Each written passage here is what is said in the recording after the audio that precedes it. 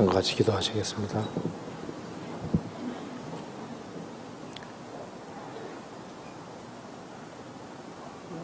하나님 아버지 감사합니다.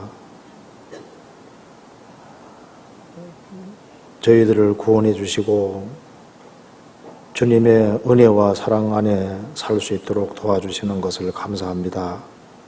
여기에 주님의 사랑을 입고 또 주님을 사모하는 사람들이 한자리에 같이 모였습니다. 이 가운데 주 성령께서 두루 역사해 주시고 우리에게 합당한 말씀을 허락해 주시고 주 안에서 어떻게 행할 것을 알 수 있도록 도와주시옵소서. 오늘 이 말씀을 통해서 주님 앞에 바른 신앙생활이 무엇인지를 더욱 깨달아 알 수 있도록 도와주시고 열매 맺는 귀한 삶을 살 수 있도록 도와주시옵소서.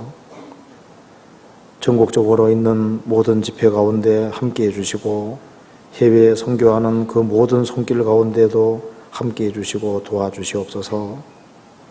그리고 구원받은 각 사람 마음을 굽어 살펴보시고 합당하신 은혜로 채워주시기를 간절히 기도합니다.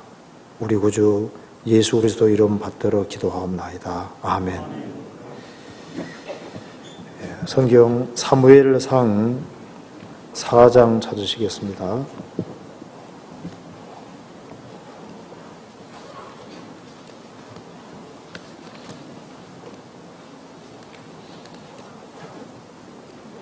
사 4장 3절입니다.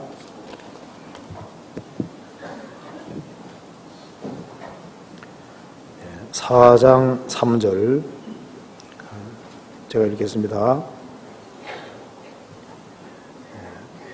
백성이 진으로 돌아오매 이스라엘 장로들이 가로되 여호와께서 어찌하여 우리로 오늘 블레셋 사람 앞에서 패하게 하셨는고 여호와의 언약궤를 실로에서 우리에게로 가져다가 우리 중에 있게 하여 그것으로 우리를 우리 원수들의 손에서 구원하게 하자 하니 이에 백성이 실로에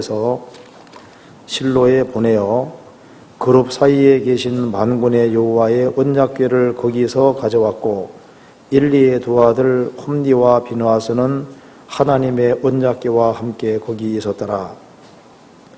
여호와의 언약궤가 진해에 들어올 때 온 이스라엘이 큰 소리로 외치매 땅이 울린지라. 블레셋 사람이 그 외치는 소리를 듣고 가로되 히브리 진에서 큰 소리로 외치면 어찌미뇨 하다가 여호와의 궤가 진해에 들어온 줄을 깨달은지라. 블레셋 사람이 두려워하여 가로되 신이 진해에 이르렀도다 하고 또 가로되 우리에게 화로다. 전일에 이런 일이 없었도다.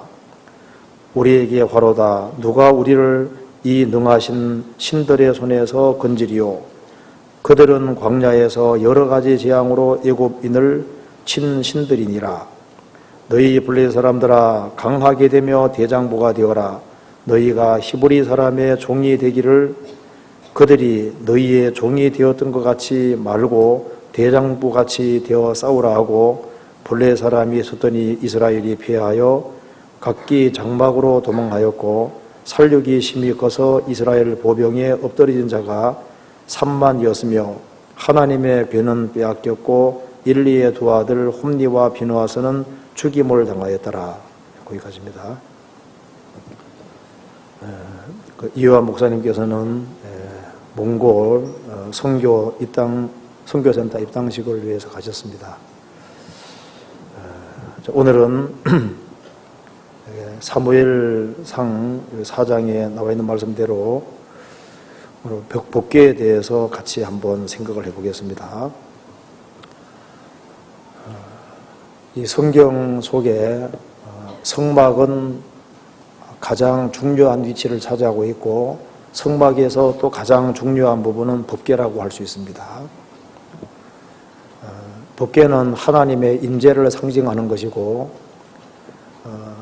바로 법궤는 하나님께서 이스라엘 백성들에게 함께한다는 사실을 그대로 보여주고 있는 겁니다.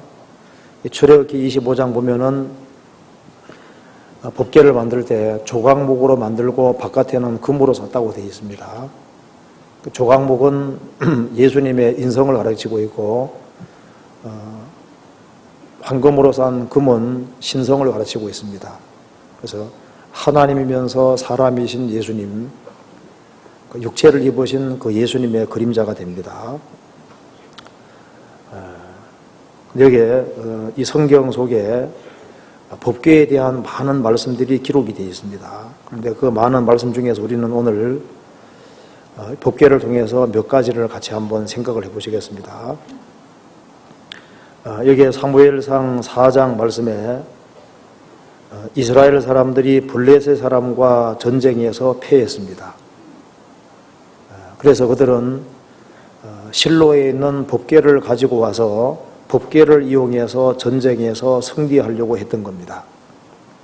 근데 그 전쟁의 결과 법궤는 블레셋 사람에게 빼앗기고 전쟁에서 크게 패했습니다. 여기 이스라엘 백성들은 법궤를 이용해서 이기려고 했던 겁니다. 그러니까 이걸 통해서 법궤를 통해서 하나님이 어떤 분인지를 배울 수가 있습니다. 이 법궤를 통해서 하나님은 사람에게 절대 이용당하시는 분이 아니라는 걸 알 수 있습니다. 그리고 법궤를 블레셋 사람에게 빼앗겼을 때 하나님께서는 사람의 도움이 필요 없이 블레셋 사람들 속에서 하나님이 직접 재앙을 내리시고 스스로 자신을 지키시는 힘과 능력을 가지고 계셨습니다. 즉 하나님은 아무의 도움이 필요하지 않는 스스로 자신을 지키시고 모든 면에서 스스로 충족하신 하나님이라는 것을 우리가 알 수가 있는 겁니다. 그래서 우리가 오늘 법궤를 통해서 하나님이 어떤 분이구나 하는 것에 대해서 기본적인 이해를 가질 수 있습니다. 인간이 하나님을 이용할 수 없다는 겁니다. 하나님을 어떤 이용해서 육신의 어떤 목적을 이룬다든가 그렇게 하는 것이 불가능합니다. 그리고 하나님은 아무 부족한 것이 없는 분이고 스스로 모든 것에서 충족한 분이라는 것을 우리가 좀 깊이 생각을 해야 되겠습니다.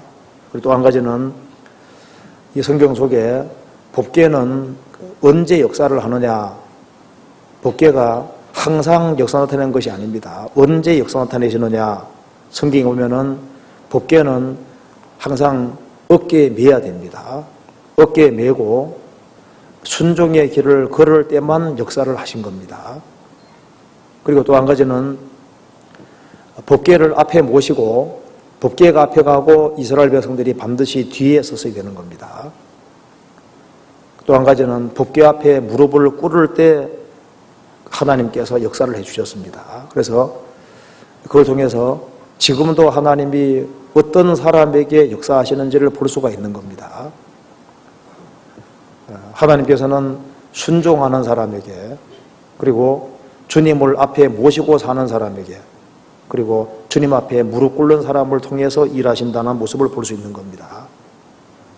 그리고 법궤를 통해서 또 알 수 있는 사실은 법궤가 오벳에돔의 집에 들어왔을 때 그 오벳에돔 사람들이 집에 사람들이 다 축복을 받았다고 되어 있습니다. 그래서 법궤가 그 가정 한 가정에 들어온다는 것은 그것은 축복이 들어오는 것이 되는 겁니다. 법궤가 들어오는 것은 주님 영접하는 것과 똑같은 거예요. 그와 동시에 법궤는 복의 근원인 동시에 또 잘못 다루면은 큰 해를 입는 아주 위험한 것이기도 했던 겁니다. 그래서 법궤를 만져서 우사가 죽었습니다.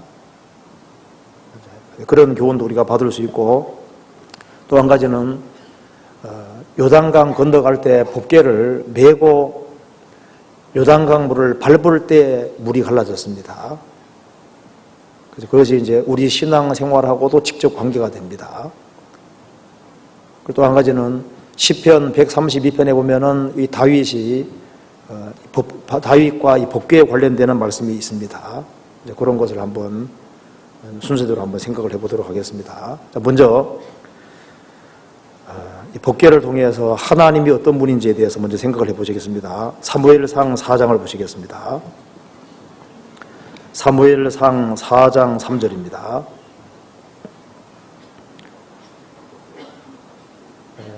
백성이 진으로 돌아오매 이스라엘 장로들이 가로되 여호와께서 어찌하여 우리로 오늘날 벌레 사람 앞에 패하게 하셨는고. 2절에 보면은 이스라엘을 대항하여 항오를 벌이니라. 그 둘이 싸우다가 이스라엘이 벌레 사람 앞에서 패하여 그들에게 전쟁에서 죽임을 당한 군사가 4,000명가량이라. 벌레 사람과 전쟁을 했는데 4,000명 정도가 죽은 겁니다. 전쟁에 패한 거예요. 그래서 하나님이 우리와 함께 하시는데 왜 우리가 이 전쟁에서 패하였는고. 그러면서 그 패한 원인 자체를 그걸 자기 반성의 기회를 삼고 우리가 왜 패했느냐 했을 때 자기에게서 원인을 찾아야 되는 겁니다. 그런데 이스라엘 장로들은 우리가 패했는데 우리는 아무 잘못이 없다는 겁니다. 패했는데 이제 법궤를 이용해서 법궤를 가져다가 우리 중에 있게 하고 법궤를 이용해서 이제 우리 원수의 손에서 구원하게 하자. 그렇게 계획을 하고 실로에 있는 법궤를 가져온 거예요. 가져와서 법궤를 이용해서 블레 사람을 진멸하고 이기려고 했다고 말입니다. 근데 법궤는 가지고 왔지만은 전쟁은 크게 패했습니다. 그들은 전쟁에 승리하기 위해서 법궤를 가져왔고 법궤가 그들의 진중앙에 있었습니다. 그럼에도 불구하고 전쟁을 했을 때 크게 전쟁에 패하고 너무나도 많은 사람이 죽고 법궤는 결국은 빼앗기게 된 겁니다. 10절에 블레셋 사람이 쳤더니 이스라엘이 패하여 각기 장막으로 도망하였고 살육이 심히 커서 이스라엘 보병에 엎드러진 자가 3만이었으며 하나님의 괴는 빼앗겼고 엘리의 두 아들 홈니와 비나하스는 죽임을 당하였더라. 엘리 대장의 아들이 홈니와 비나하스였는데 이 두 사람은 불량자였습니다. 여호와를 알지 아니하더라. 하나님을 무시하고 살았습니다. 그래서 하나님께서 이 전쟁을 통해서 결국은 홈니와 비나하스를 죽이신 겁니다. 여기서 우리가 가장 첫 번째 알 수 있는 사실은 그들은 하나님께 순종하고 자기 반성을 할 생각을 하지 아니하고 법궤를 이용해서 쉽게 말해서 하나님을 이용해서 전쟁을 이기려고 했다 그 말입니다. 근데 하나님은 이스라엘에게 이용당하지 않았습니다. 세상의 모든 신들은 인간이 이용할 수 있고 조작할 수 있는 그런 종류의 신입니다. 과거의 드라빔은 휴대용 신입니다. 요만하게 생겼습니다. 자기가 마음대로 이용하고 부릴 수 있고 어떤 육신적인 목적으로 이용할 수 있는 자기 편한 대로 살아가면서 축복을 강구하고 구할 수 있는 그런 종류의 신인데 성경의 하나님은 다릅니다. 성경의 하나님은 인간에게 조작당하지도 않고 이용당하지도 않습니다. 또 성경에 보면은 이 말씀은 곧 하나님이라고 하셨습니다. 근데 많은 사람들이 하나님 말씀 앞에 순종할 생각을 하지 아니하고 하나님 말씀을 이용해서 자기 어떤 육신의 욕심을 차리려고 하는 그런 사람도 있습니다. 초대교회 당시에도 벌써 많은 사람들이 하나님 말씀을 혼잡겠다고 했습니다. 혼잡겠다는 말이 다른 번역에는 하나님 말씀에 잡상인이 되었습니다. 그렇게 번역한 것도 있습니다. 그 하나님 말씀을 자기 육신의 목적을 위해서 이용해 먹는 겁니다. 하나님 말씀에 순종하지 아니하고 하나님을 어떤 이용한다든가 하나님 말씀을 이용해서 육신의 목적을 채우려고 할 때 하나님께서 역사하시느냐? 물론 역사하지 않으십니다. 인간이 하나님을 부리려고 하는 것은 그건 어림도 없는 소리가 되는 겁니다. 여기에 이스라엘 백성들의 잘못이 무엇인 줄 아시죠? 이스라엘 백성들은 하나님을 이용해서 어떤 육신적인 목적을 성취하려고 하는 겁니다. 하나님을 이용하고 하나님을 부리려고 하는 거예요. 이 당시에 엘리의 두 아들 홈리와 비느하스도 진리를 떠나 있었고, 그리고 장로들도 마찬가지였습니다. 하나님께 불순종하고 하나님과 멀리 떨어져 있는 사람들이 법궤를 이용해서 전쟁에 승리하려고 그리고 육신적인 목적을 이루려고 했던 겁니다. 하나님은 이용당하는 분이 아닙니다. 하나님은 진리시고 영원한 기준으로 서 계신 겁니다. 우리 세상에서도 기준이 흔들리면 안 되죠. 하나님은 절대 기준으로 계시는 겁니다. 그 절대 기준으로 계시는 그분을 인간이 어떤 이용하고 나름대로 활용하고 그렇게 할 수 있는 분이 아닙니다.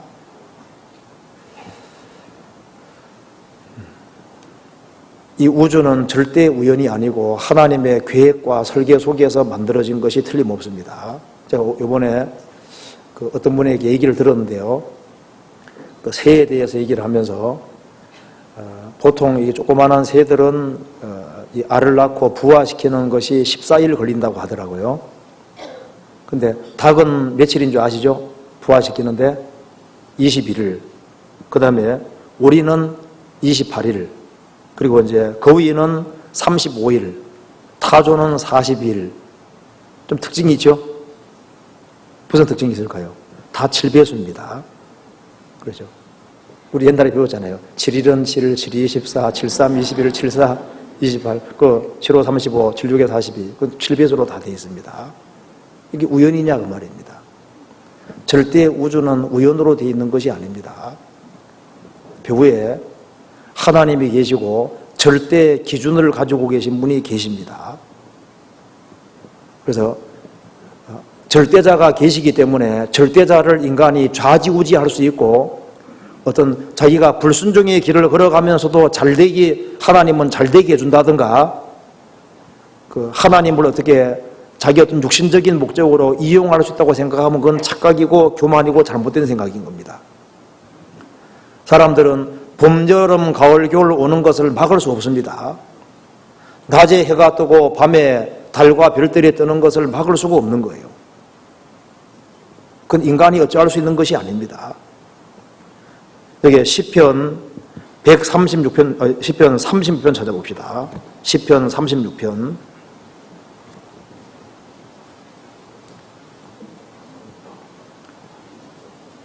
6절.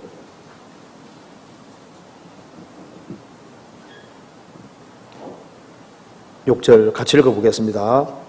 주의 의의는 하나님의 산들과 같고 주의 판단은 큰 바다와 일반이라. 여호와여 주는 사람과 짐승을 보호하시나이다. 여기 주의 의의는 하나님의 산들과 같고, 하나님의 산들이라는 것은 아주 웅장한 산, 아주 거대한 산, 높은 산을 가르치고 있습니다. 주의 의의는 하나님의 산들과 같고, 이 성경의 의로운 말씀 한마디 한마디는 거대한 태산과 같은 겁니다. 이 우주를 직접 창조하시고 직접 다스리는 아주 어마어마하신 분이 딱 버티고 계신 거예요. 그리고 이 성경의 의로운 말씀 한마디 한마디가 태산처럼 딱 버티고 서 있는 겁니다. 그 거대하신 하나님, 그리고 그 하나님 말씀 한마디 한마디는 절대 기준으로 서 있기 때문에 인간이 어떤 조작한다든가 이용하고 하나님을 부릴 수 있다고 생각하면 그건 착각인 겁니다. 인간이 하나님께 쓰임받을 수 있는 유일한 길, 그리고 하나님의 도움을 받을 수 있는 길은 하나님의 뜻 앞에 굴복하는 길밖에는 없는 겁니다. 스스로 속이지 말라. 하나님은 만홀히 여김을 받지 아니하시나니 사람이 무엇으로 심든지 그대로 거두리라. 하나님은 경솔히 여김을 받지 않는다. 하나님은 속는 법이 없습니다. 그리고 인간이 아무리 철저하게 무장하고 준비한다 할지라도 하나님이 안 도와주시면은 이길 수가 없는 겁니다. 시편 78편 찾아봅시다. 시편 78편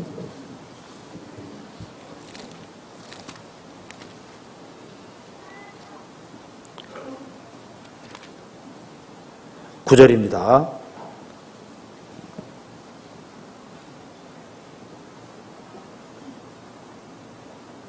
에브라임 자손은 병기를 갖추며 활을 가졌으나 전쟁의 날에 물러가도다. 자, 에브라임 자손 이스라엘 백성들이 병기를 갖추고 활도 가지고 철저하게 준비를 했습니다. 그렇지만은 전쟁의 날에는 이기지를 못한 겁니다. 아무리 많은 무기를 준비하고 하나님 이름으로 나간다 할지라도 하나님과 바른 관계를 맺지 아니하고 불순종하면은 아무런 효력이 있을 수가 없는 겁니다. 그들이 하나님 이름을 아무리 많이 인용한다 할지라도 하나님은 거기에 이용당하지 않는 겁니다. 불신자들이 하나님 말씀을 들으면서도 구원받지 못하는 이유가 무엇일까요? 하나님 앞에 굴복을 하지 않는 거예요. 항상 배우나 마침내 진리의 지식이 이룰 수 없느니라. 항상 배우지만은 마음은 딴 데가 있습니다. 그러니까 성경은 배우지만 성경이 그 사람 영혼 속에 깨우쳐지지 않는 겁니다. 하나님께서는 속으시는 법이 없는 겁니다. 참으로 회개하는 사람에게 성령을 주시는 거예요. 그리고 구원을 받아서도 하나님 말씀에 순종하는 마음이 없으면 역사할 수 없습니다. 시편 이사야 22장 찾아보시겠습니다. 이사야 22장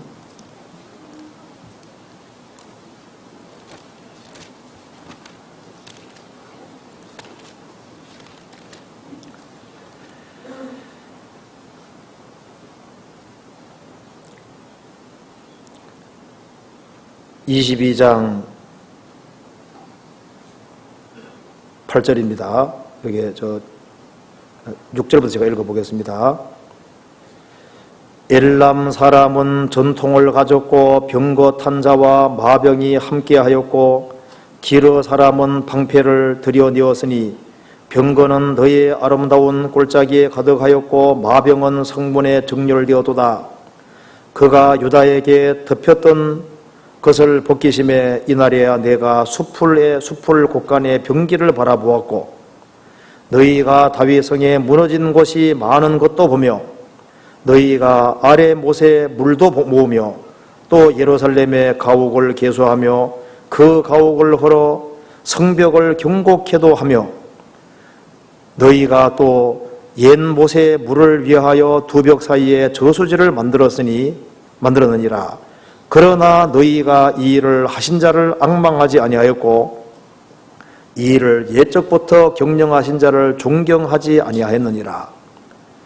이스라엘은 적이 쳐들어오고 이제 위기 상황이 주어지니까 전쟁을 대비해서 숲을 곳간에 병기들을 바라보았고 다윗 성에 무너진 곳이 많은 것도 보고 그래서 전쟁을 위해서 아랫물도 모으고 가옥도 개수하고 가옥을 헐어서 성벽도 견고하게 하고 이제 두 성벽 사이에 저수지도 만들고 온갖 전쟁 준비를 했습니다. 적과 싸우기 위해서 전쟁 준비는 했지만은 이 일을 정하신 절대자를 앙망치 아니하였고 이 일을 예적부터 경영하신 자를 존경하지 아니하였느니라. 그러니까 이스라엘은 전쟁의 어떤 위기 상황이 있을 때 온갖 것을 다 준비하고 철저하게 준비했지만은 살아계신 하나님과 바른 관계를 맺는 그것은 등한히 했던 겁니다. 그래서 병기는 갖추지만은 전쟁할 때 왜 능력이 없냐 하면은 그들이 하나님 찾는 것은 형식이었던 겁니다. 그러면 역사할 수 없는 겁니다. 하나님께 불순종하면서 하나님의 축복을 기대하는 것은 잘못된 겁니다. 봄에 씨를 뿌리지도 않으면서 가을에 거두려 하는 것은 잘못된 거잖아요.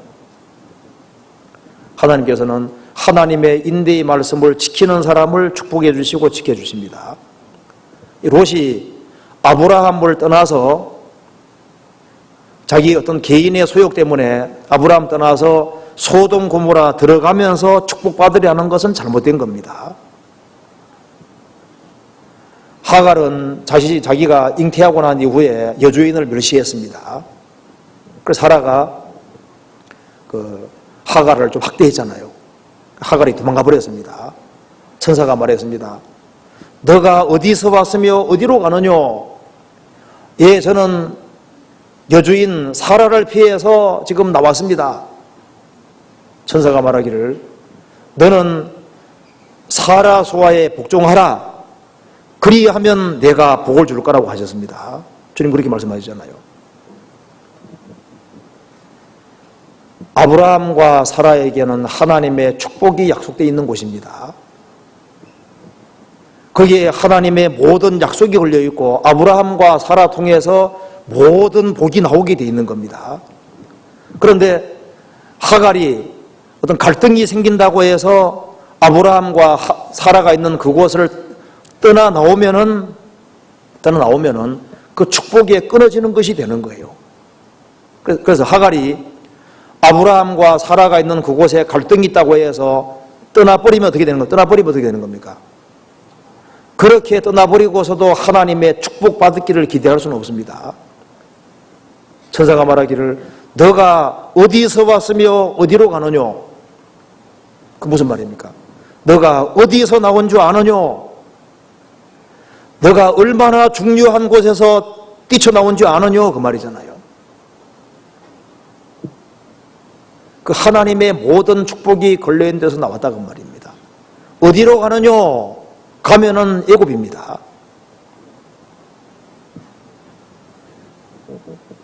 그래서 여기에 하갈은 아브라함과 사라를 떠나서 육신적으로 어떤 괴롭다고 해서 떠나면은 그건 잘못된 거예요. 많은 그리스도인들이 이런 말을 듣습니다. 너희는 내가 일러준 말로 이미 깨끗하였으니 내 안에 거하라. 나도 너희 안에 거하리라. 그걸 기가 아프게 듣습니다. 그러면서도 설마 하는 겁니다. 주의 몸된 교회에 떠나서 내가 혼자 신앙생활을 한다고 했을 때 설마 무슨 일이 있겠나? 그 하나님 말씀에 순종하지 않으면서도 인생이 잘 될 것이라고 생각하는 건 그게 자기 생각입니다. 여호와께서 사람의 생각이 허무함을 아시느니라. 이 성경 말씀하고 부딪히는 사람은 그것은 큰 실책이고 그것은 얼마나 큰 잘못인지 모릅니다. 그 절대 기준을 바꿀 수는 없는 거예요. 이런 얘기 들어보셨을 겁니다. 이제 어떤 큰 군함이 이제 항해하고 있었습니다. 그런데 저 멀리에서 불빛 하나가 보이는 거예요. 그래서 이제 배에서 신호를 보냈습니다. 자, 여기는 군함 누구누구다, 어디다, 이제 방향을 바꾸라 하니까 그 상대편에 연락 오기를 당신이 바꾸시오 하는 거예요. 여기는 군함, 무슨 군함이다, 바꿔라. 당신이 바꾸시오 하는 거예요. 그래서 이제 함장 불렀습니다. 아니, 저쪽에 있는 배가 아무리 신호 보내도 우리 보고 바꾸라고 합니다. 그래서 나는 함장 누구누구다. 그 배의 위치를 들으라고 얘기를 하니까 저는 수병 누구누구입니다. 당신이 바꾸시오. 자리 피하지 아니하면 대포로 공격할 거다. 공격하려면 아시오. 여기는 등대입니다. 등대하고 박으면 안 되죠. 그렇죠? 주님이 다 기준으로 버티고 있습니다. 그러니까 주님은 조작당하지 않고 인간이 어떻게 이용해 먹으려고 육신의 어떤 목적을 위해서 하나님을 이용해 먹으려고 이렇게 해서는 될 것이 아니다 그 말입니다. 그건 어림도 없고 될 수가 없는 겁니다. 법계를 통해서 그걸 배울 수 있습니다. 절대 하나님을 이길 수는 없다 그 말입니다. 하나님을 이기려고 하는 것은 그건 잘못된 거예요. 그걸 알 수 있고 또 한 가지 찾아봅시다. 사무엘상 5장입니다. 사무엘상 5장 1절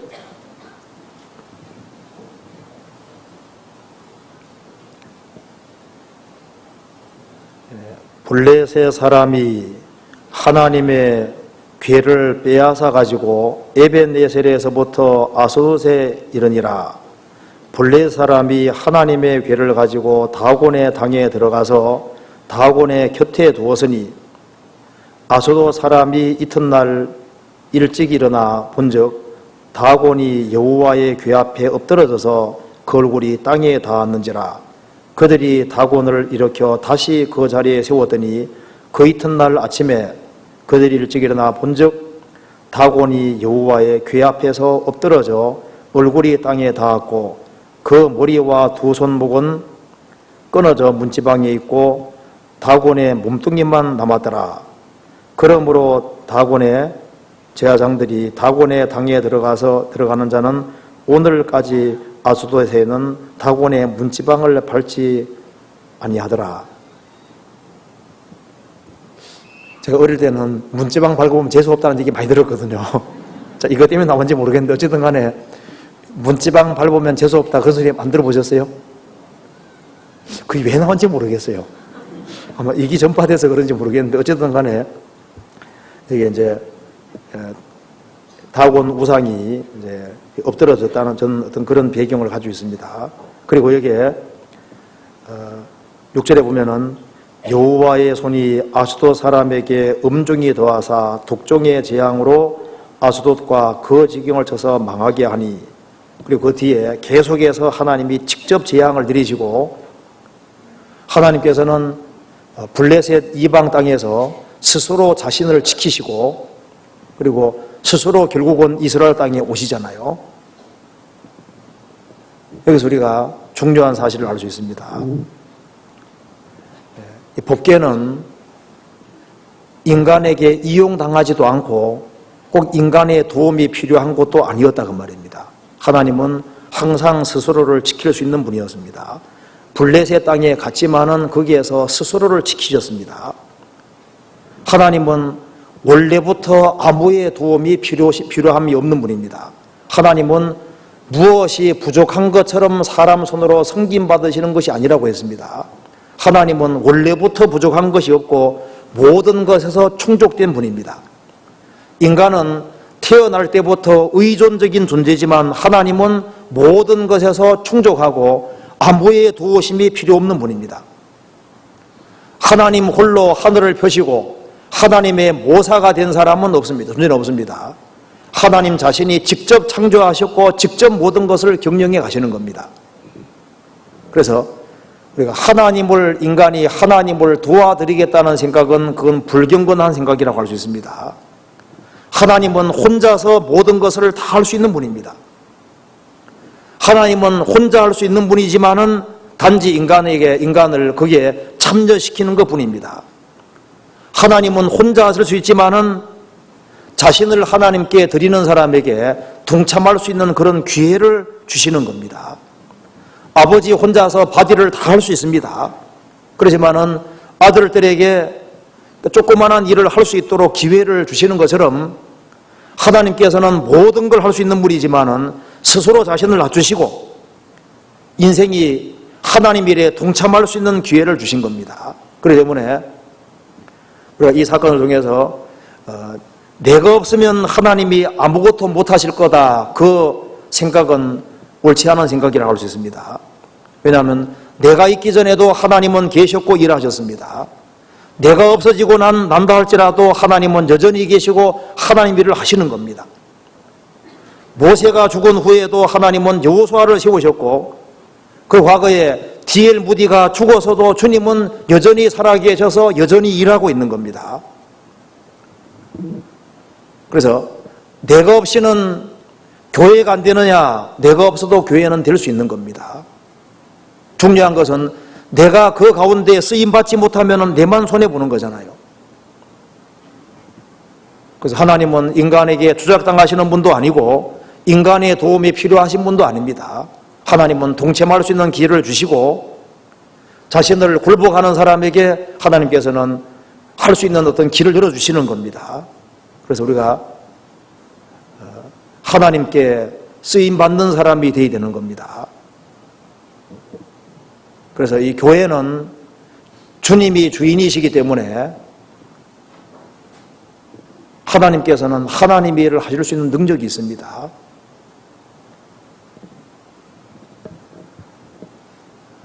그 옛날에 모르드게가 에스더에게 한 말이 있습니다. 너가 홀로 면할 수 있다고 생각하지 마라. 너가 만일 일에 관여하지 않는다면 하나님은 다른 방법으로도 이스라엘을 구원할 수 있다는 겁니다. 내가 아니더라도 하나님은 일을 할 수 있습니다. 우리는 피조물로서 하나님께 쓰임을 받을 입장에 있는 겁니다. 그래서 우리가 여기 법궤 통해서 두 가지를 기억할 필요가 있습니다. 하나님은 아무의 도움도 필요 없는 분이고, 하나님을 조작하고 하나님을 어떤 생활 속에서 어떤 이용해 먹으려고 하는 그런 불경건한 생각은 버려야 되는 겁니다. 그리고 또 한 가지, 그럼 법궤가 언제 역사를 나타내고 언제 역사를 하셨느냐, 그걸 좀 생각해 봅시다. 성경 출애굽기 25장 보시겠습니다. 출애굽기 25장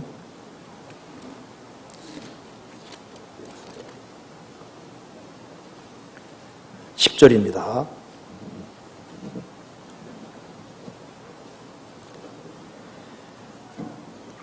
그들은 조각목으로 궤를 짓되 장이 2규빗 반, 광이 1규빗 반, 고가 1규빗 반이 되게 하고, 너는 정금으로 그것을 싸되 그 안팎을 싸고 밑가로 돌아가며 금태를 두르고 금고리 넷을 부어 만들어 그 네 발에 달되 이편에 두 고리요 저편에 두 고리며 조각목으로 채를 만들고 금으로 싸고 그 채를 궤 양편 고리에 끼워서 궤를 매게 하고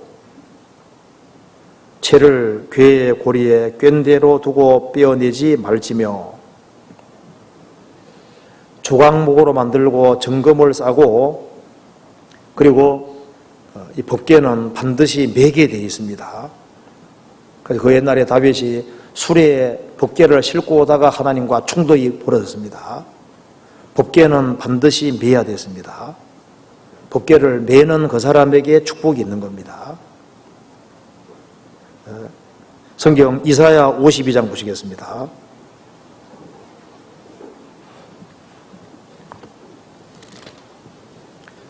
네, 52장 11절입니다.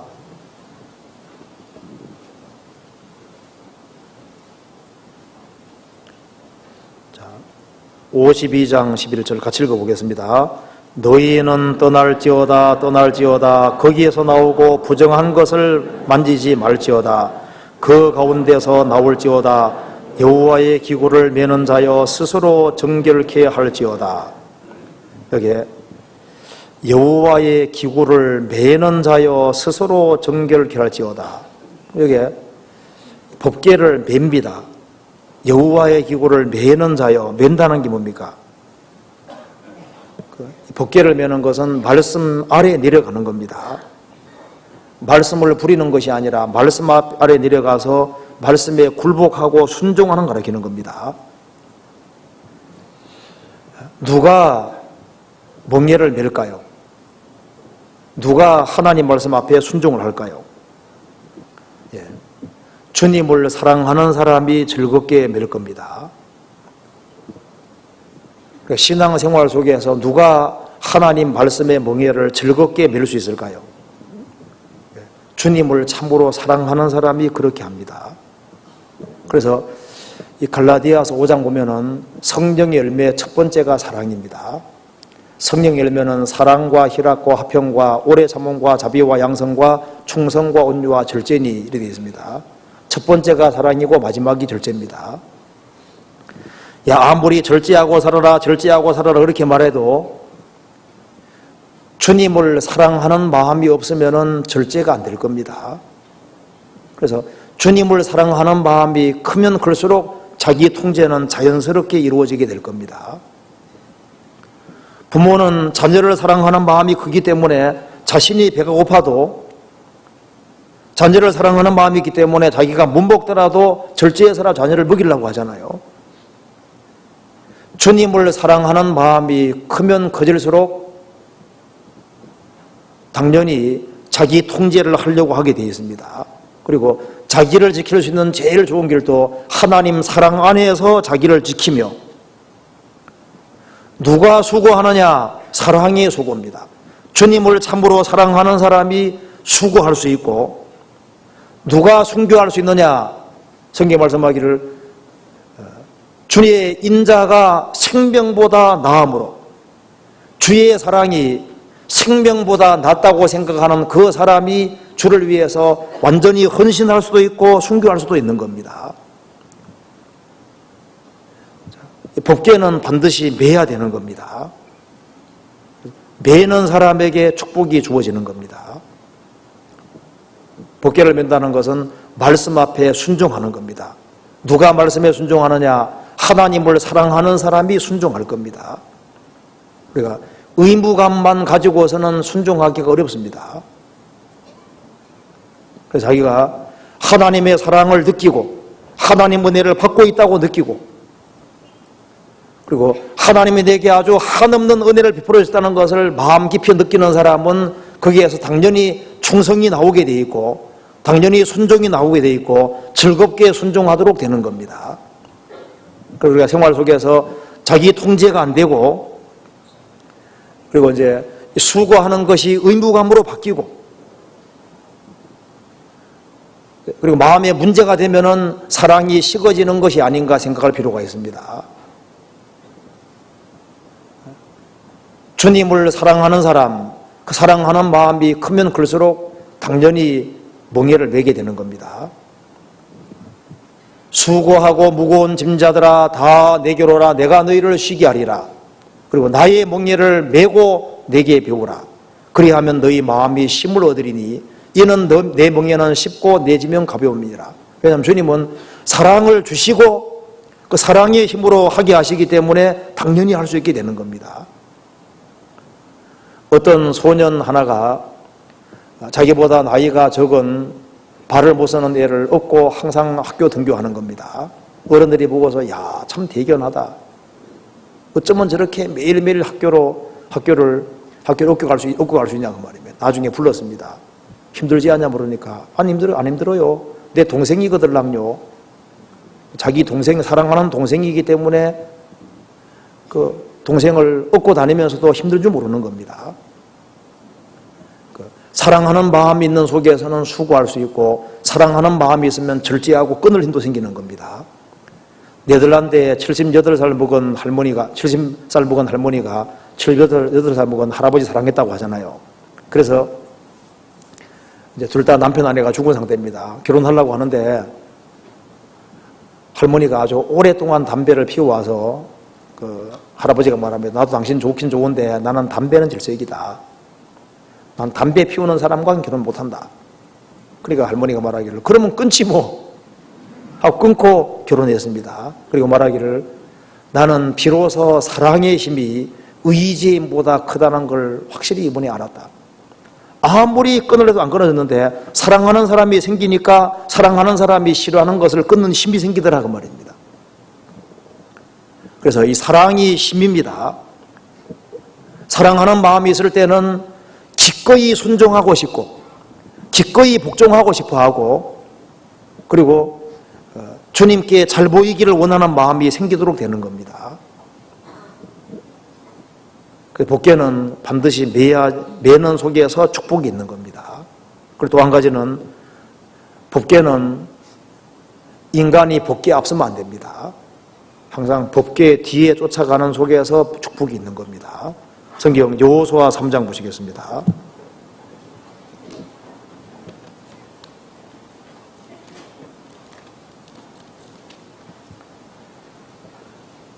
여호수아 3장 3절입니다.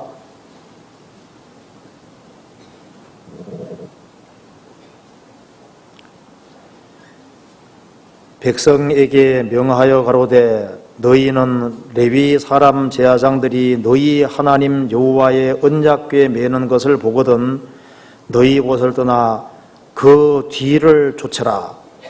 그러나 너희와 그 사이에 상거가 2000규빗쯤 되게 하고 그것에게 가까이 하지는 말라. 그리하면 너희 행할 길을 알리니 너희가 이전에 이 길을 지나보지 못하였음이니라. 여기 이제 법궤가 앞에 가면 이스라엘 백성은 뒤쫓아갔습니다. 14절에도 백성이 요단을 건너려고 자기들의 장막을 떠날 때 제사장들은 언약궤를 메고 백성 앞서 행하니라. 그러니까 법궤가 앞에 가고 백성들은 뒤따라가는 겁니다. 성경에 이런 말이 있습니다. 너희는 무지한 말이나 노새같이 되지 말지어다. 시편 32편에 나와 있습니다. 무지한 말같이 되지 마라. 무지한 말이라는 건 뭡니까? 주님이 가시는데 주님보다 앞서가는 것은 무지한 말이 되는 거예요. 노새는 느릿느릿하죠. 주님은 저만큼 가시는데 너무 뒤떨어져 가는 겁니다. 그러니까 주님을 앞서지도 말고 주님과 너무 멀어지지도 말고 주님 뒤를 바짝 따라가라 그 말입니다. 너희는 무지한 말이나 노새같이 되지 말지어다. 성경에 너는 범사에 그를 인정하라 그리하면 내 길을 지도하신다고 말씀하셨습니다. 그러면은 이런 생각이 들 수 있습니다. 그러면 누가 범사에 주님을 앞서 인정할까요? 주님이 얼마나 높은지를 아는 사람입니다.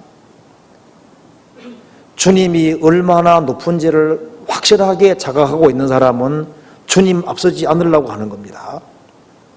사람도 이게 어른에 대한 인식이 있는 사람은 자기보다 나이가 많이 든 어른에 대해서 어떤 귀하게 생각을 가지고 있고 어른을 더 높게 생각하는 것이 있으면은 길 가더라도 앞서기를 원치 않거든요. 밥을 같이 먹더라도 먼저 수저들면은 그건 합당치 않다고 생각이 들게 되어 있습니다. 그러니까 이제 이 주님이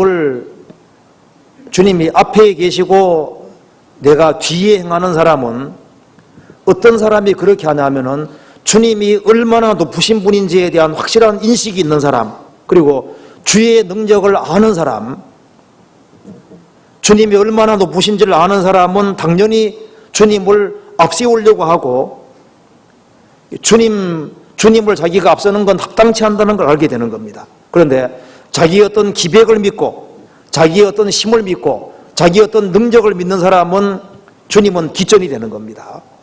우리가 세상 살아가는 가운데서도 자기가 아주 크고 한 사람은 나이도 적은데요, 어른보다 항상 앞서서 행동하고 어른들을 무시하고 이렇게 하잖아요. 그러니까 주님이 얼마나 높은지에 대한 인식이 없는 사람은 주님 잠깐 비키셔야 하고 자기가 한바탕 다 해버립니다. 그죠? 주님 뒤에 서는 사람, 그리고 주님을 앞세우고 주님을 높이는 그 사람에게 주님께서 역사하시는 거예요. 너는 범사에 그를 인정하라. 그리하면 내 길을 지도하시리라. 주님을 앞에 모시고 주님을 앞에 둔 사람, 그 사람에게는 주님이 역사하시는 겁니다. 그게 기본됐다는 것이 위아래를 알 때 기본이 됐다고 하잖아요. 참 그 사람은 기본이 된 사람이야. 기본됐다는 게 뭡니까? 위아래를 알아보고 질서를 알아보는 사람이 기본이 됐다고 하는 거예요. 기본이. 하나님은 창조주시고 인간은 피조물입니다. 그렇기 때문에 하나님은 당연히 피조물 위에 있고 앞서서는 것이 당연한 겁니다. 주님은 알파시고 오메가십니다.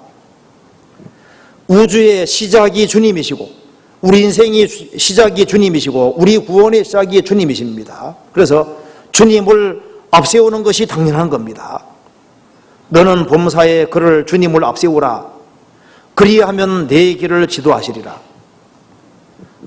이스라엘이 처음에는 여호와께 묻자와 가로되 사사시대 때 처음에는 물었습니다. 나중에는 자기 소견에 옳은 대로 행하였더라. 왜 이스라엘이 사사시대에 접어드냐 하면은 자기 소견에 옳은 대로 행하기 때문에. 우리 인생이 왜 무너지냐 하면은 하나님께 묻지 않고 하나님 우선이 안 되기 때문에 인생이 무너지는 거예요. 하나님 말씀이 먼저가 아니면은 인생이 혼돈이 되는 겁니다. 혼돈하고 공허하며 흑암이 깊음이 있고, 우리 인생이 왜 혼돈하고 공허하고 흑암이 깊음이 있게 되냐 하면은 하나님 말씀을 멀리하고 앞세우지 아니하면 그렇게 되는 겁니다. 주님이 우리 삶에 간섭하도록 하면은 혼돈에서 질서로 가고 공허에서 치워지고 어둠에서 빛으로 가게 돼 있는 겁니다. 빛이 있어라 하심에 빛이 있었고, 그래서 하나님 말씀이 있는 곳에는 항상 빛이 있고 주님이 앞서시는 거기에는 항상 빛이 있는 겁니다. 죽으시고 부활하신 하나님이 계시기 때문에 인간은 실망하지 않을 수가 있는 겁니다. 그리고 또 한 가지, 법궤가 언제 역사하냐면은 법궤 앞에 무릎을 꿇는 겁니다. 그 모든 것이 바로 주님 앞에 무릎 꿇는 걸 가리키는 겁니다. 여호수아 7장 보시겠습니다.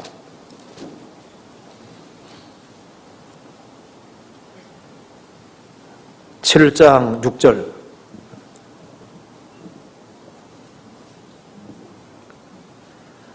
여호수아가 옷을 찢고 이스라엘 장로들과 함께 여호와의 궤 앞에서 땅에 엎드려 머리에 티끌을 무릅쓰고 저물도록 있다가,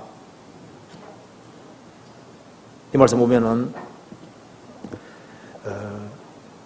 여호수아와 이스라엘의 장로들은 전쟁에 패하고 난 이후에 여호와의 궤 앞에 엎드려서 머리에 티끌 무릅쓰고 하나님께 기도했습니다.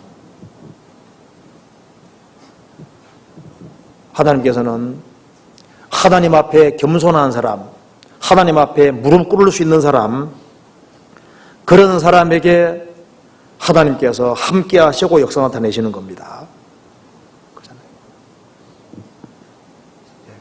주님 앞에 무릎을 꿇는다고 하는 것이 신앙생활에서 아주 중요한 게 되는 겁니다. 성경 찾아봅시다. 에베소서 3장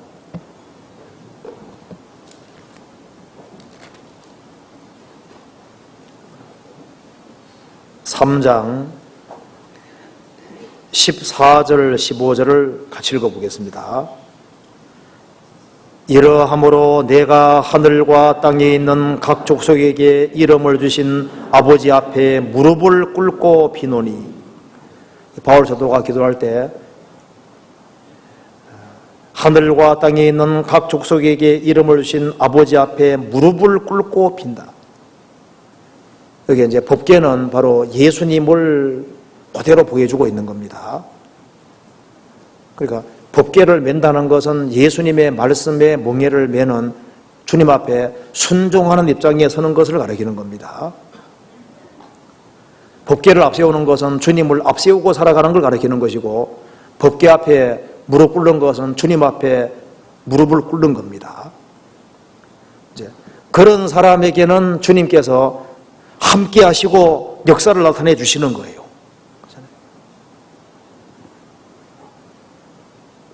네, 주님의 사랑을 참으로 깨달은 사람이 아니면은 멍에를 매지 못할 겁니다. 네, 사랑 없이는 주님 멍에를 맬 수 없습니다. 그리고 질서에 대한 인식이 없이는 주님을 인정하지 않을 겁니다. 주님이 얼마나 위대하고 높으신 분인지를 확실하게 깨닫는 사람, 그 사람은 주님을 앞에 인정할 수 있는 거예요. 그리고 그분 앞에 무릎을 꿇는다고 하는 것은 당연한 겁니다. 그래서 그게 세 가지가 있을 때 하나님은 항상 역사 나타내 주셨습니다. 그리고 법궤는 이스라엘에서 가장 중요한 곳이었습니다. 법궤가 이스라엘 땅에 있다는 것은 사실 축복의 근원이 있는 겁니다. 오베데돔 집에 법궤가 들어왔을 때 그 집이 얼마나 큰 축복을 받았습니까? 성경 찾아봅시다. 역대상 13장 보시겠습니다.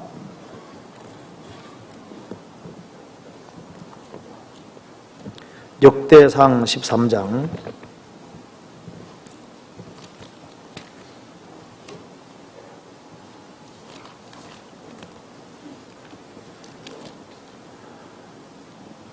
13장 12절입니다.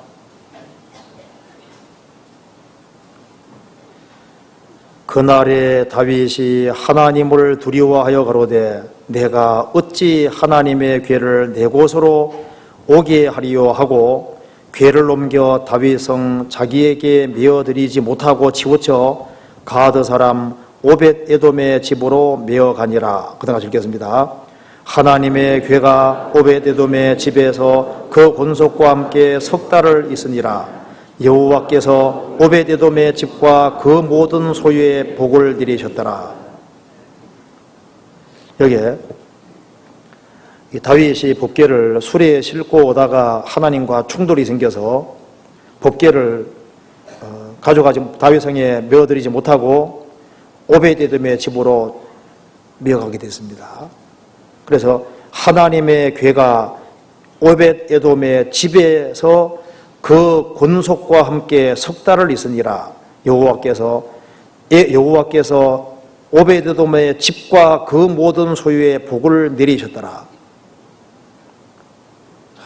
이 법궤를 오벳 에돔은 법궤를 환영을 하고 법궤를 받아들이고 법궤를 얼마나 잘 모셨습니까? 하나님께서 이 오벳 에돔과 그 집안 사람들이 하나님 앞에 정말 그 법궤를 정말 귀하게 생각하고 그것이 이제 하나님을 귀하게 생각해 준 겁니다. 하나님께서 그 집을 아주 크게 축복해 주신 것이 나와 있습니다. 법궤는 예수님을 상징하는 겁니다. 그래서 한 개인이 개인 속에 예수님이 들어오면은 그 사람은 복이 터진 거예요. 그렇지 않습니까? 한 가정에 주님이 들어오시면은 그 가정은 너와 내 집이 구원받으리라. 그리고 국가적으로도 법궤가 들어오는 것처럼 주님이 들어오시면은 그 국가가 복을 받게 되는 겁니다. 오벳 에돔의 집에 법궤가 들어올 때 하나님께서 오벳 에돔의 집과 그 모든 소유의 복을 내리셨습니다. 성경 한번 찾아봅시다. 시편 24편 찾아보시겠습니다. 시편 24편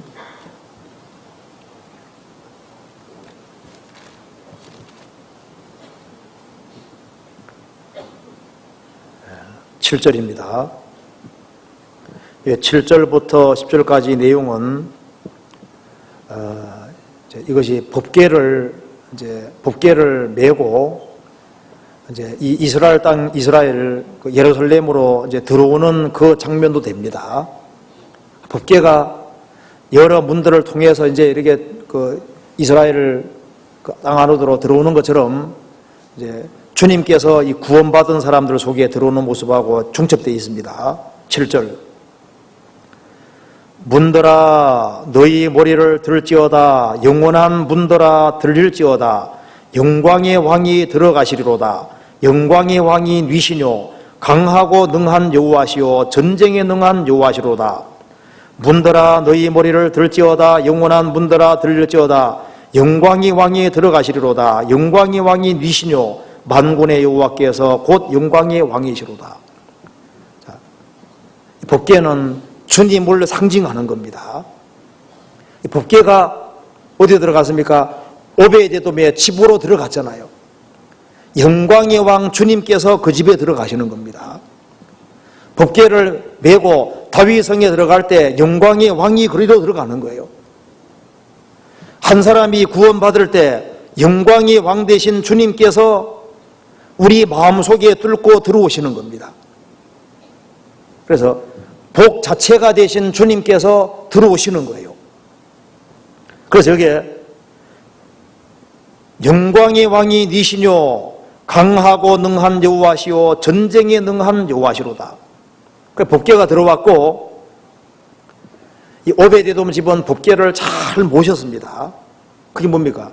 주님을 잘 모시는 걸 가르치지 않습니까? 우리가 주님을 잘 모시고 주님을 높이고 주님을 기쁘게 해드리는 것이 인생의 복이 되는 겁니다. 자, 대통령이 우리 집에 들어온다면 얼마나 큰 복이겠어요. 만왕의 왕 되신 주님이 구원받은 사람 속에 들어오신 겁니다. 만왕의 왕 되신 주님께서 한 가정 속에 들어와 계시다면 얼마나 큰 복이겠어요. 주님께서 우리 가운데 계십니다. 그래서 주님을 잘 섬기는 사람이 복이 있는 겁니다. 우리가 주님을 기쁘게 해드리는 방법이 많이 있죠. 주님을 섬기는 걸 주님이 기뻐하시고, 우리가 죄에서 구별되어서 서로 사랑하고 영혼을 건져나가는 그 모든 것이 다 주님을 기쁘시게 하는 것이 됩니다. 우리 성경 로마서 14장을 한번 찾아봅시다. 로마서 14장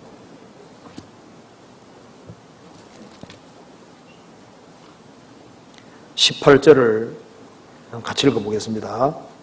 14장 18절 같이 읽겠습니다. 이로써 그리스도를 섬기는 자는 하나님께 기뻐하심을 받으며 사람에게도 칭찬을 받느니라. 이로써 그리스도를 섬기는 자는 하나님께 기뻐하심을 받으며 사람에게도 칭찬을 받느니라. 오베드돔 집은 그리스도를 섬겼습니다. 법궤를 아주 고이 모시고 그 영광의 주님이 들어오신 거예요. 하나님께서 그 오베드돔 집에 축복해 주셨습니다. 그래서 이 법궤가 가까이 있는 것은 축복의 근원이 들어와 있는 거다 그 말입니다. 그런데 법궤는 복의 근원인 동시에 또한 무서운 것이기도 했습니다. 자, 법궤를 잘 모시는 것은 축복이지만은 법궤를 잘못 건드려가면 큰일 나죠. 성경 찾아봅시다. 사무엘상 7장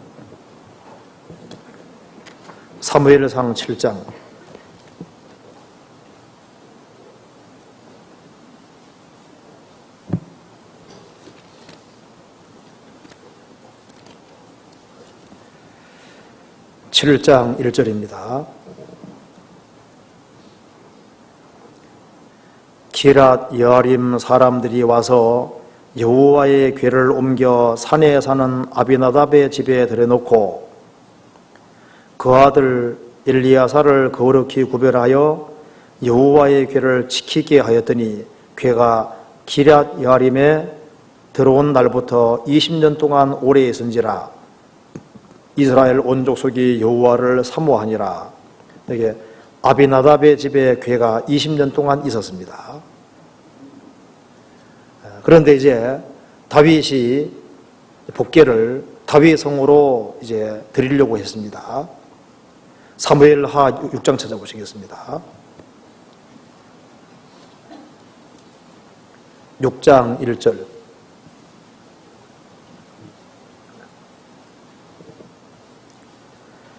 다윗이 이스라엘에서 뺀 무리 3만을 다시 모으고 일어나서 그 함께 있는 모든 사람으로 더불어 바알레 유다로 가서 거기에서 하나님의 궤를 메어 오려 하니 그 궤는 그룹들 사이에 좌정하신 만군의 여호와의 이름으로 이름하는 것이라.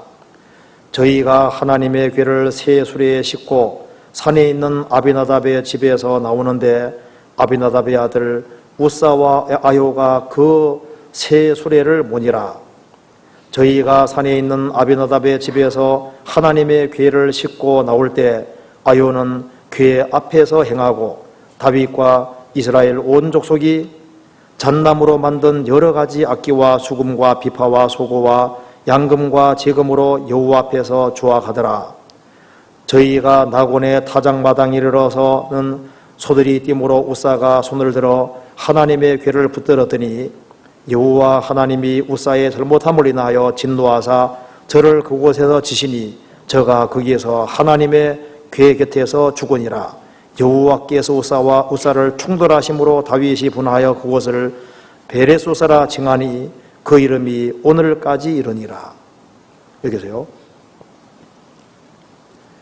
아비나답의 집에 20년 동안 있었습니다. 아비나답의 아들은 성경에 나온 대로 엘르아살, 우사, 아효가 그 집의 자녀들입니다. 자, 아비나답의 집에 법궤가 있습니다. 처음에 어떻게 생각했을까요? 이 법궤가 얼마나 무시무시하고 두려운 것인지를 틀림없이 알았습니다. 왜? 이 궤를 앞세우고 요단강 가를 때도 법궤 메고 갈랐습니다. 여리고성을 정복할 때도 법궤와 함께 여리고성을 정복했습니다.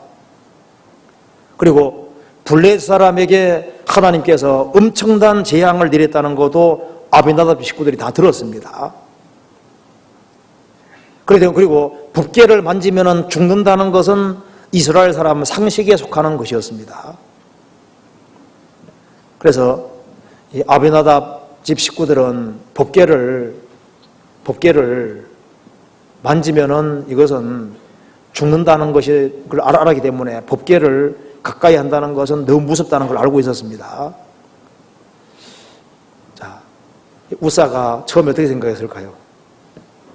법궤가 집에 있으니까 처음에는 가기를 무서워했겠죠. 아이고 무시라 하고 이제 가까이 안 갑니다. 근데 세월이 쭉 그러다 보니까 어떻게 됐을까요? 이제 자꾸 이제 거리 가까워지겠죠. 가까이서 보기도 하고 이렇게 해서 만지면 죽는다니까 만지지는 못하고 두루두루 이제 관찰하는 겁니다. 근데 뭐 세월이 아무리 지나도 그냥 멀리 가만히 있기만 하거든요. 그래서 점점 세월이 흘러가면서 법궤는 상자곽으로 바뀐 겁니다. 일종의 어떤 구물식으로 생각하는 거예요. 그래서 이제 다윗이 법궤를 다윗 성으로 가져오려고 할 때 아무도 법궤를 가까이 하려고 하지 않았습니다. 우사와 아이오는 자기 집에 있었으니까 새 소리를 몰 때 자신들은 법궤에 가까이 있었기 때문에 법궤에 대해서 아무 거리낌이 없는 겁니다. 그렇게 해서 이제 아주 신나게 법궤를 이제 가지고 오는 거예요. 근데 나고의 타작마당에서 새들이 탁 뛰니까 법궤가 탁 넘어지려고 하는 겁니다. 자, 이스라엘 사람이 법궤 가까이 가서 어떻게 될까요? 있으면은 법궤가 넘어지려고 그러면 어떻게 할까요? 만지면 죽는 것이 있으니까 어떻게 할까요? 무조건 도망가죠. 절대 만질 리가 없습니다. 근데 우사는 왜 그렇게 했을까요? 탁 넘어지려고 하니까 왜 상자각이 넘어자고 탁 됐잖아요. 그래서 성경 말씀하기를 여호와께서 우사를 충돌하셨다. 우사의 잘못함으로 인해서 하나님께서 치셨습니다. 그래서 죽은 거잖아요. 이게 뭘 가르치냐 하면요, 주님은 절대 소홀히 할 수 있는 분이 아닙니다. 주님은 경솔히 여김 받는 분이 아닙니다. 그래서요, 세상 일은 익숙해지면 익숙할수록 좋지 않습니까? 근데 하나님의 일은 익숙할수록 위험할 수 있는 겁니다. 이게 습관화되면 큰 문제가 생길 수 있습니다. 우리 교회 안에 처음 들어왔을 때는 분명히 내 마음속에 성령 역사하셨거든요. 내 속에 구원이 이루어진 건 누가 보더라도 틀림없이 하나님의 역사였습니다. 인생이 바뀌었거든요. 그래서 이 구역 모임도 조심했습니다. 조모임에도 조심스러웠습니다. 주일날, 수요일날 말씀 들으면서도 매사가 아주 조심스러웠습니다. 근데 이제 1년, 2년 세월 지나가면서 형자매 흔물도 보이고 단점도 보이고 보니까 뭐 별거 아닌 사람들이 모인 것처럼 보이거든요. 그러니까 이제 그 속에 있는 주님은 안 보이고 구원받은 사람들이 보니까 그냥 평범하게 보이고 아무것도 아닌 것처럼 보이는 겁니다. 그러다가 그 가운데 주님이 계시다는 걸 모르고 자기 주장과 방법으로 하다가 주님하고 꽝 부딪히는 일이 있는 겁니다. 주님하고 부딪히면 누구 손해입니까? 자기만 손해보는 거예요. 자기만.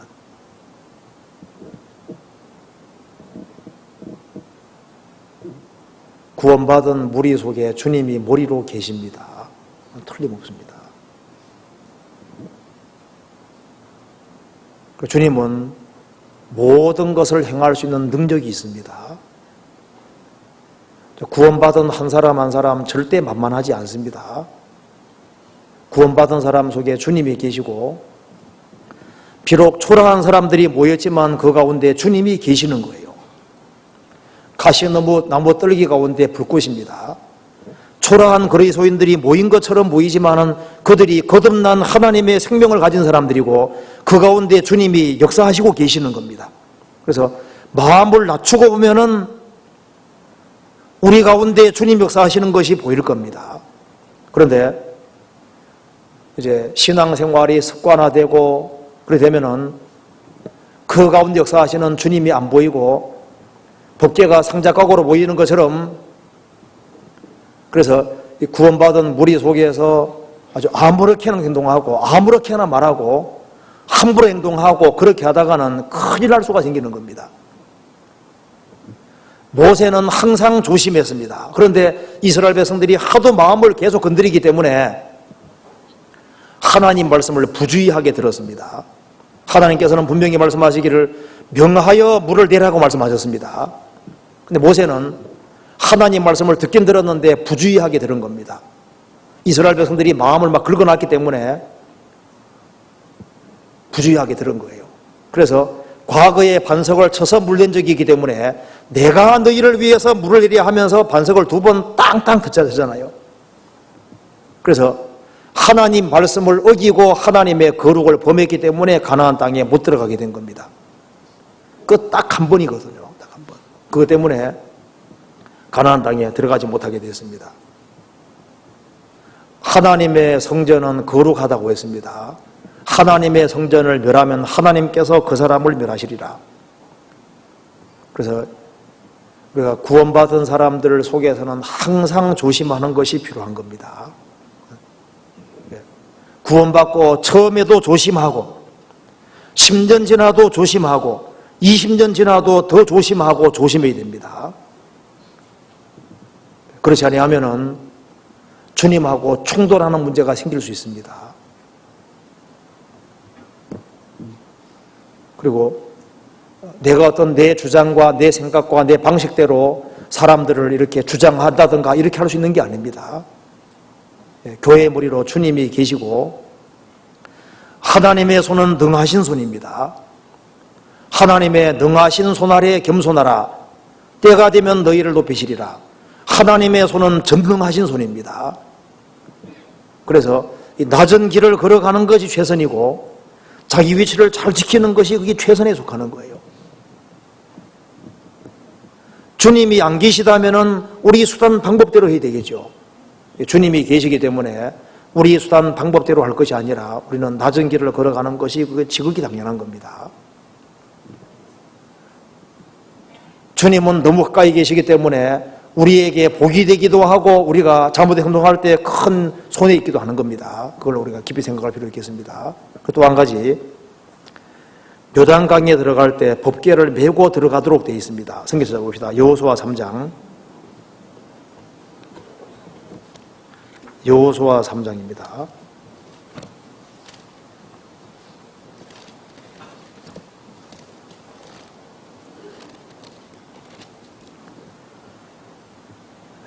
(3장) 13절입니다.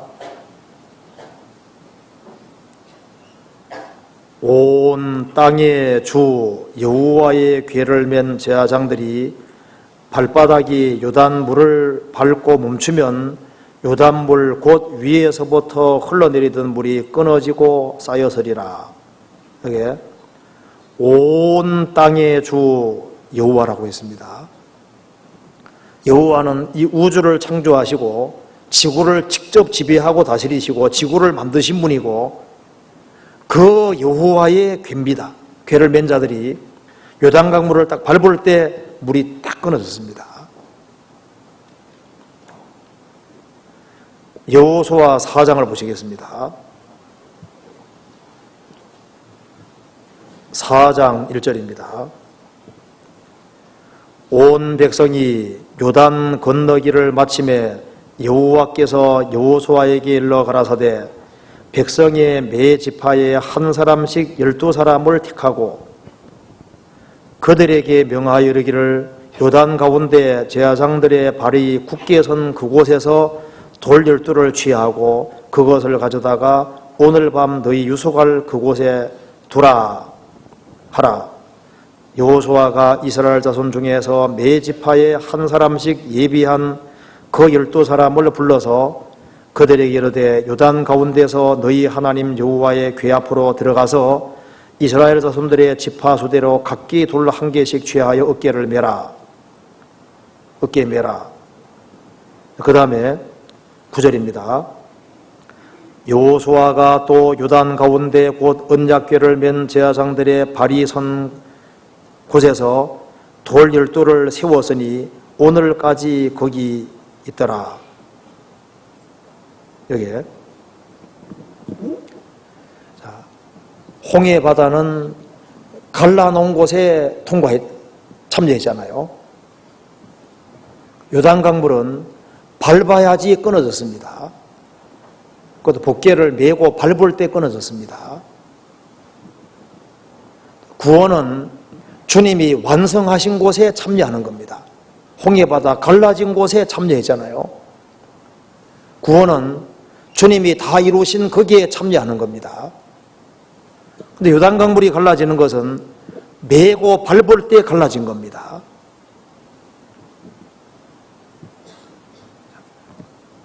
우리 신앙생활 속에서 여러 가지 장애물과 어려움이 있습니다.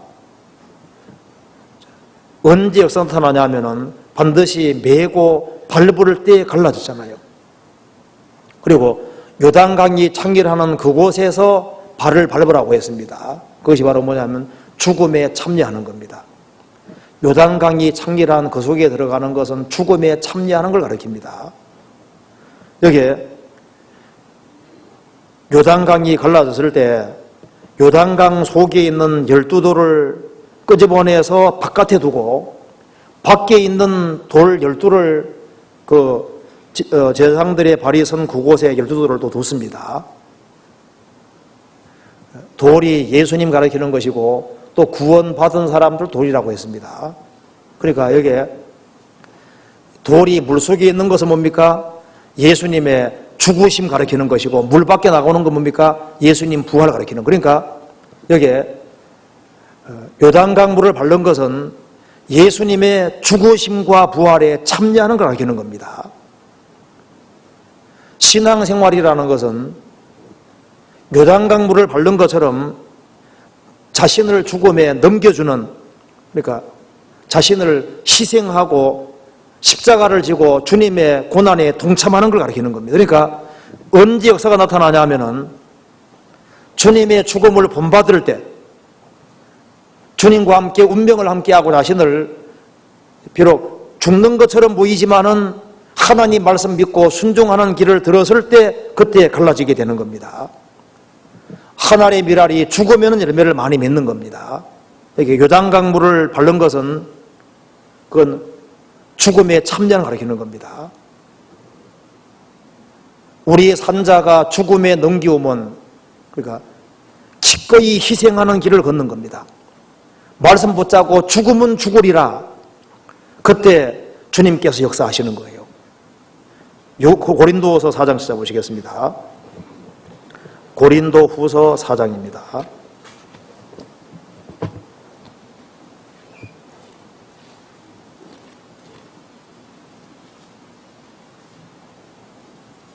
(10절입니다)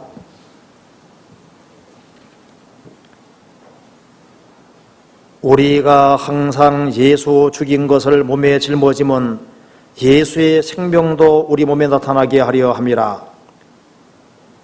11절 같이 읽겠습니다. 11절 12절 같이 읽겠습니다. 우리 산자가 항상 예수를 위하여 죽음에 넘기움은 예수의 생명이 또한 우리 죽을 육체에 나타나게 하려 함이니라. 그런즉 사망은 우리 안에서 역사하고 생명은 너희 안에서 하느니라. 어머니가 죽는 수고를 치룰 때 아기가 태어나는 겁니다. 그래서 여기에 요단강을 밟는다는 것은 뭡니까? 주님의 죽으심에 참여하는 것이고 기꺼이 희생하는 곳에 참여하는 걸 가르치고 있습니다. 그래서 여기에 예수님을 돌이라고 말씀하신 것이 많고 그리스도인들을 산 돌이라고 했습니다. 그래서 12돌을 물속에 집어넣고 물속에 있는 돌을 끄집어내는 것이 뭡니까? 예수님의 죽으심과 부활하심에 이스라엘 12지파가 참여하는 걸 가르치는 겁니까? 그래서 이 가나안 땅, 가나안 사람들과 싸울 때 누가 진정으로 싸울 수 있냐 하면은 주님을 위해서 기꺼이 죽기를 각오하고 희생하고 수고하는 그런 사람을 통해서 역사가 나타날 것을 보여주고 있는 겁니다. 그렇잖아요. 그래서 우리가 세례 받을 때도 예수님의 죽음에 참여하는 것이 되는 겁니다. 성경 찾아봅시다. 골로새서 2장 보시겠습니다.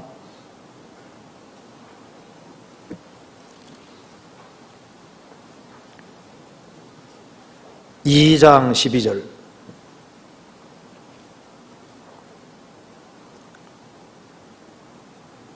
너희가 세례로 그리스도와 함께 장사한 바 되고 또 죽은 자들 가운데서 그를 일으키신 하나님의 역사를 믿음으로 말미암아 그 안에서 함께 일으키심을 받았느니라.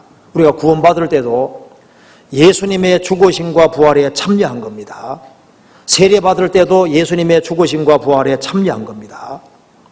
그래서 요단강에 들어가는 것은 주님과 함께 기꺼이 희생하고 수고하고 죽기를 각오하는 걸 가리키는 겁니다.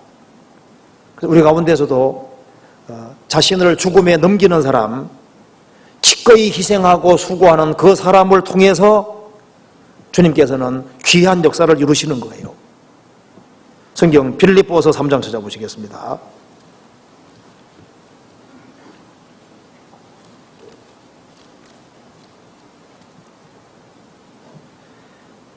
10절.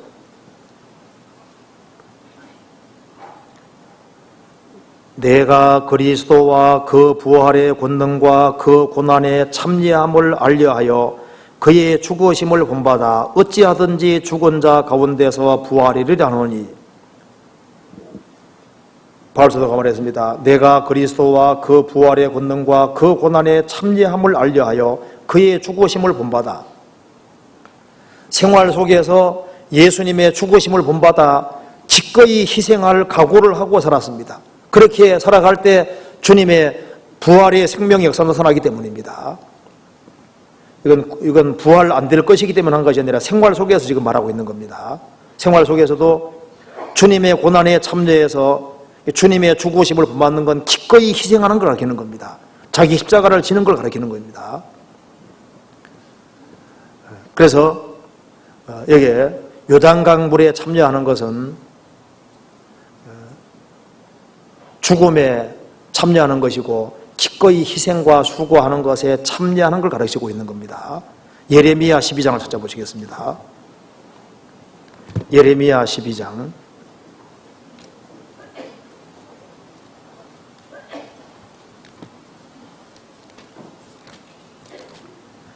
12장 1절입니다.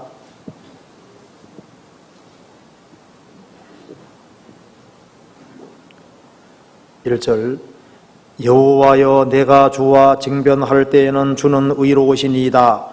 그러나 내가 주께 질문하옵나니 악한 자의 길이 형통하며 패역한 자가 다 안락함은 무슨 연고니이까. 5절을 같이 읽어보겠습니다. 내가 보행자와 함께 달려도 피곤하면 어찌 능히 말과 경주하겠느냐. 내가 평안한 땅에서는 무사려니와 요단의 창길한 중에서는 어찌하겠느냐. 예레미야는 10대에 하나님의 부르심을 받았습니다. 자신은 하나님의 부르심을 받고 난 이후에 만사가 불통이고 하는 일마다 안 되고 항상 고통의 고통입니다. 그런데 하나님을 등지고 살아가는 이스라엘 백성들은 잘 돼가는 겁니다. 하나님이 의로우시다는 건 제가 알지만은 하나님 이건 너무하지 않습니까? 악한 자는 잘 돼가고 패역한 자가 다 안락한 건 도대체 무슨 용고입니까? 그리고 하나님을 잘 섬기는 나는 이렇게 얻어터지고 고통받는 것은 웬일입니까? 너무하지 않습니까? 이렇게 얘기를 하는 겁니다. 그러니까 하나님이 말씀하셨습니다. 5절에 내가 보행자와 함께 달려도 피곤하면 어찌 능히 말과 경주하겠느냐. 야, 너 지금 벌써 그 소리가 나오냐 그 말입니다. 너 지금 예레미야 1장에서부터 이제 11장까지 왔는데 지금 네가 지금 맨발로 달리는 사람과 지금 달려온 시기인데 이 정도 가지고 지금 힘들어 그거 되는데 너 조금 후에 말하고 달려야 되는데 그때는 어떻게 하려고 하느냐. 내가 평안한 중 땅에서는 무사리니와 지금 너 고난받는다 그러지, 힘들다 그러지, 그럼 누가 니를 때리기를 하냐, 니가 린치를 받냐, 뭐 구덩이에 들어갔냐, 그런 일 없지 않냐. 이 정도 가지고 힘들어하면 이제 조금 후에는 요단의 창이란 중에 들어가야 되는데 그때 어떻게 하려고 하느냐. 이제 뒤로 가면 인생이 험악해집니다. 이스라엘 백성들 막 전체가 달려들고 그 예레미야를 막 구덩이에 성에 막 쳐놓고 죽이려고 하고 막 엄청난 일들이 벌어지는 겁니다. 그걸 요단의 창이란 중이라고 표현했습니다. 너 지금 갈 길이 아주 멀다 그 말입니다. 예레미야서 끝나려면 50몇 천까지 가는데 지금 여기 5분의 1도 안 와가지고 걱대고 있는데 정찰이라. 여기 요단의 창이란 중에 들어간다는 건 목숨이 위태위태한 걸 가리키는 겁니다. 그러니까 법궤를 밟고 요단강 물을 바른다는 것이 뭐예요? 주님의 죽으심의 고난에 참여하는 겁니다. 그래서 요셉도 구덩이에 들어갔다 나온 적도 있고 감옥에 들어갔다 나온 적도 있잖아요. 그런 것들 중에 예수님의 죽으심에 참여하는 겁니다. 예레미야가 신앙 때문에 너무나도 많은 고통을 받고 감옥 속에 들어가고 구덩이에 들어갔다가 나오기도 하고 어떤 생명이 위협받고 그게 뭡니까? 그게 다 고난이거든요. 그 고난에 참여하는 이제 그것을 미리 보여주고 있는 겁니다. 법궤를 메고 요단강 물 출렁이는 그곳에 창이라는 그곳에 들어가면 죽는 것처럼 보입니다. 그런데 말씀의 멍에를 메고 죽으면 죽으리라 하고 바르는 사람은 열리게 되어 있는 거예요. 말씀 붙잡으면 주님께서는 말씀대로 해주시는 겁니다. 그 모습을 볼 수 있는 겁니다. 그리고 여기 마지막으로 시편 132편 보십시다. 시편 132편에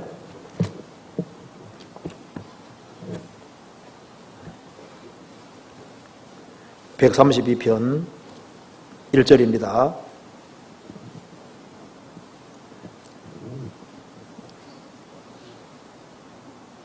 여호와여 다윗을 위하여 그의 모든 근심한 것을 기억하소서. 저가 여호와께 맹세하여 야곱의 전능자에게 서원하기를 내가 실로 나의 거하는 장막에 들어가지 아니하며 내 침상에 오르지 아니하며 내 눈으로 잠들게 아니하며 내 눈꺼풀로 졸게 아니하기를 여호와의 처소 곧 야곱의 전능자의 성막을 발견하기까지 하리라 하였나이다. 우리가 그것을 에브라다에서 있다함을 들었더니 남밭에서 찾았도다. 우리가 그의 성막에 들어가 그 발등상 앞에서 경배하리로다. 여호와 일어나사 주의 권능의 교와 함께 평안한 곳으로 들어가소서. 여기에 다윗 마음에 큰 근심이 있었습니다. 그는 이스라엘 중 어디인가 있는 전능자의 성막을 찾고 그리고 법궤가 어디 있는지를 알아내고 그렇게 해서 이스라엘의 축복의 근원이 되는 그 성막의 그 법궤 그것을 기어코 찾을 때까지는 쉬지 않았습니다. 다윗이 마음에 큰 근심이 있었습니다. 우리가 무엇으로 근심해야 될까요? 많은 사람들이 세상적인 것으로 근심합니다. 그런데 주님과 점점 멀어지고 있는데 그것은 근심하지 않습니다. 다윗의 마음속에 다윗은 마음에 큰 근심이 있었습니다.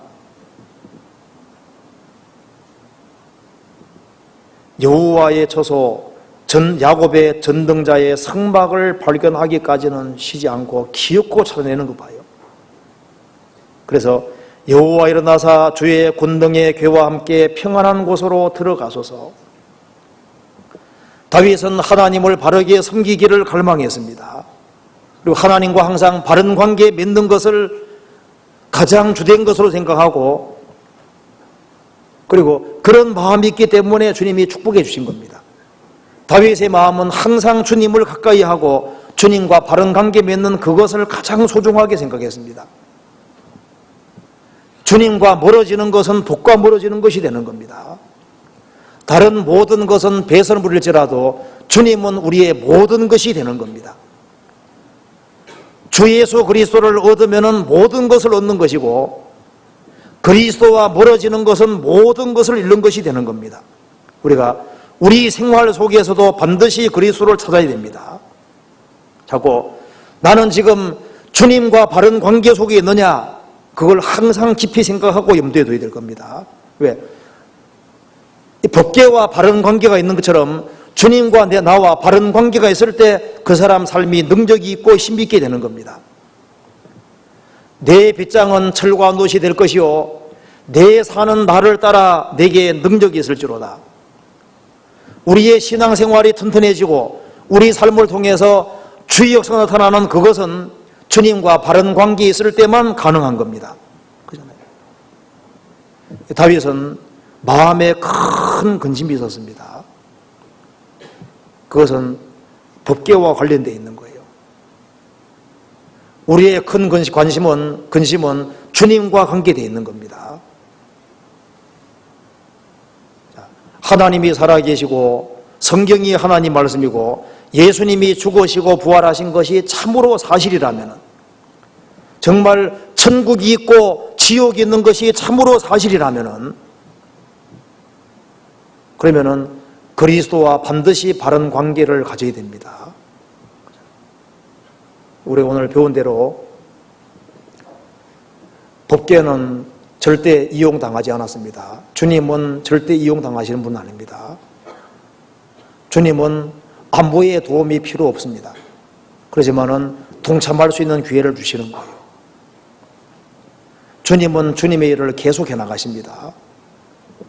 그게 동참할 수 있는 기회 주실 때 절호의 기회가 주어지는 겁니다. 우리가 주님 앞에 귀하게 쓰임 받는 길을 꼭 찾아야 되는 겁니다. 법계는 순종하는 사람이 역사하는 거예요.